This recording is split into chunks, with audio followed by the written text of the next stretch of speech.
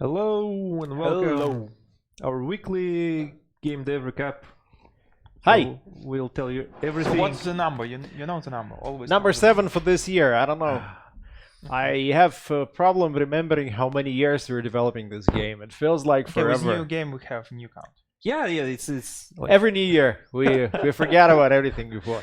we don't restart making Spire of Sorcery next year. We continue developing Spire of Sorcery. Yeah, next year. but naming the streams one after another is a bit too much pressure. You know, in today's dev stream number 124. Anyway, guys, today we will talk about why we gave up on the concept of regions, and how we reached the logical contradiction in this concept, and then Andrei will show you the updates on the map and how we are moving forward with that part, and then we'll talk to Nikita about the creatures, their behavior, and what does it mean that we no longer have any regions. Yeah. So let's go to the map and discuss what have changed this week. The so-called Mostly- sausage navigation. Yeah, mostly we've added more navigation information and new assets been added like today in today's build. We've added new dwellings, nests, Pretty for much- creatures. Pretty much every creature in the game now has a dwelling, and it helps you to attack them and to loot certain resources. Without the dwelling, without the nest, you can't really Yeah. hunt that So down. first thing, our party of disciples has movement range, and you can see where you can be during Where this turn. you can reach in this turn. Yeah, you see your reach area where you can be.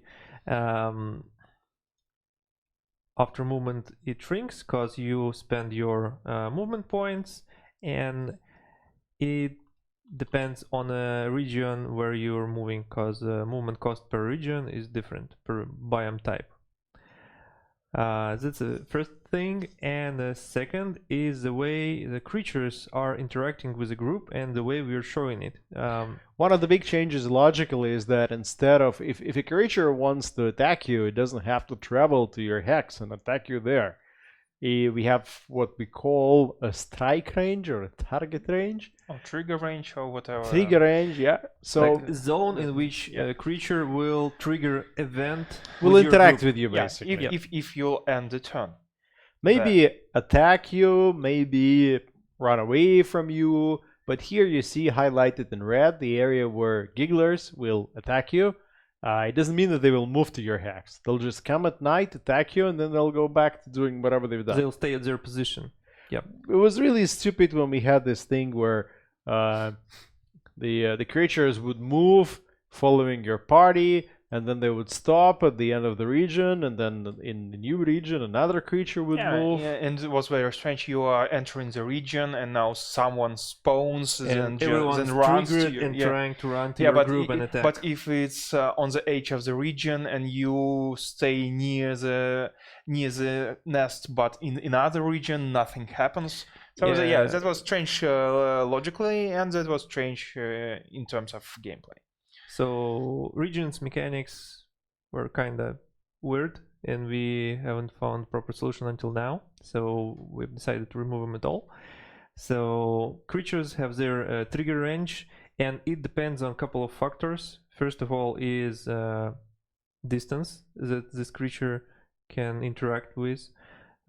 Second one is biomes where this creature lives and moves. So for example, if it is giggler, it won't be interacting with you or trying to move into, for example, for a swamp.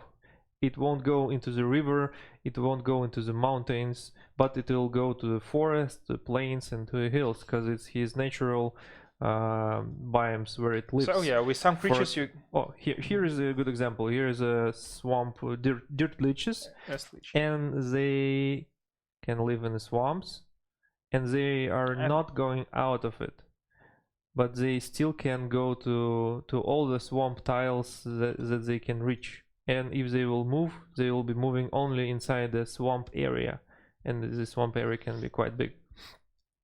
Also, creatures have this wander behavior. So after each turn, they decide if they want to wander around a little bit or no. This creates more lively world, creates dynamic situations, because if the creature has this interaction range and it's static if the creature stays at the same position, but if it moves, it'll create different situations each turn. We haven't decided how often creatures will move in this way, but we think it's a good idea to create this more unpredictable situations in the world. As you can see, the creatures moved quite a lot, and the situation where you've been a couple turns before changed drastically. So it'll... Anyway, going back to the game logic, now on the world map you have creatures that live in certain nests or caves or home locations, and you've got creatures that just travel across the world. So if you kill those guys, then that's it, that's the end of the story for them. If you kill creatures that belong to a certain nest, then the nest will respawn more of creatures until you destroy the nest, and then the respawning stops. And the nest has a population, and it divides the population between a group of creatures and the nest. For example, nest has 10 creatures in population. It splits 3 to the new group of creatures, and 7 will stay in a dwelling. So you'll need to kill all 7 creatures in a dwelling, so you'll destroy it completely, and no response will be made in next turns. You'll eliminate it and you'll grab some loot, and you'll stop this problem from emerging again.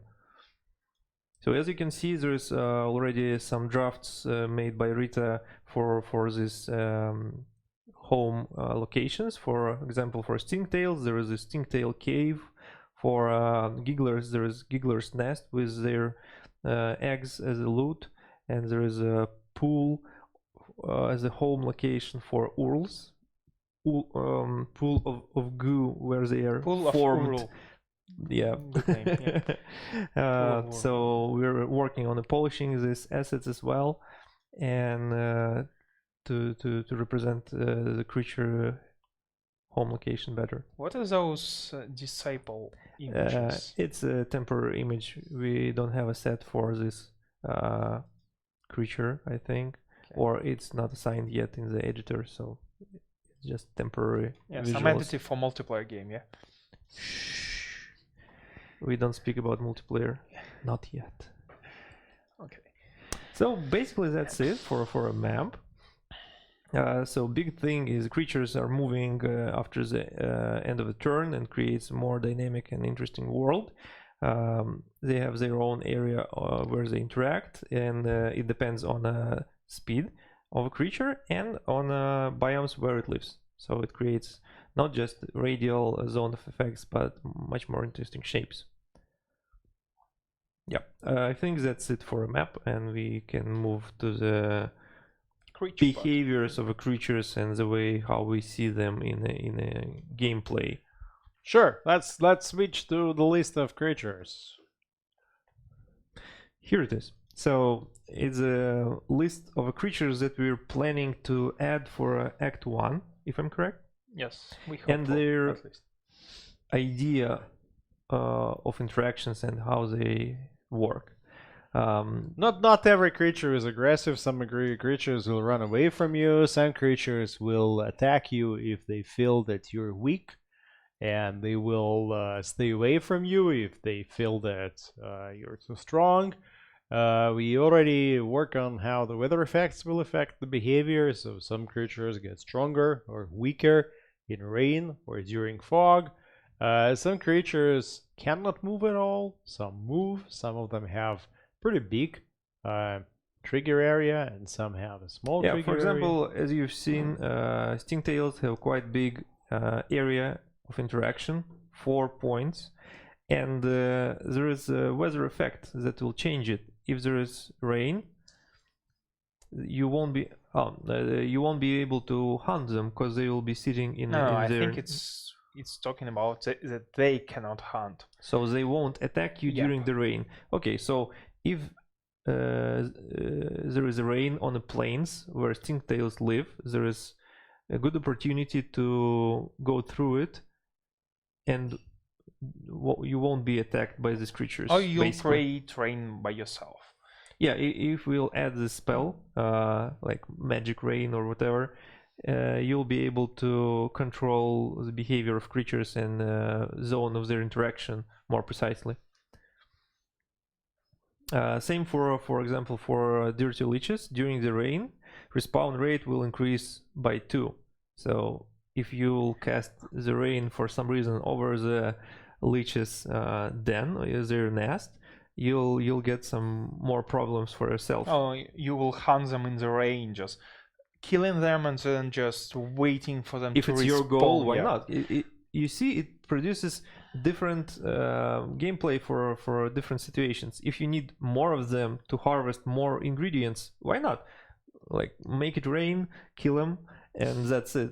If Make now, them rain. yeah, if it's a opposing situation, like maybe you can create the drought, right?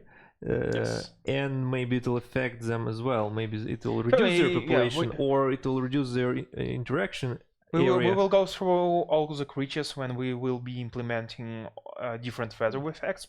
Right now we have some ideas for drought, for rain, for fog, but something will be changing because we will add some new weather events, and it needs to so be added weather, to the game. Weather Yeah. is a like additional mechanic on top of a basic, so we're not working on it in details right now. We're So describing. to recap, what exactly are we doing right now? We're doing what? We're upgrading the map, working on the visuals, building up the first events that will connect everything together. What else?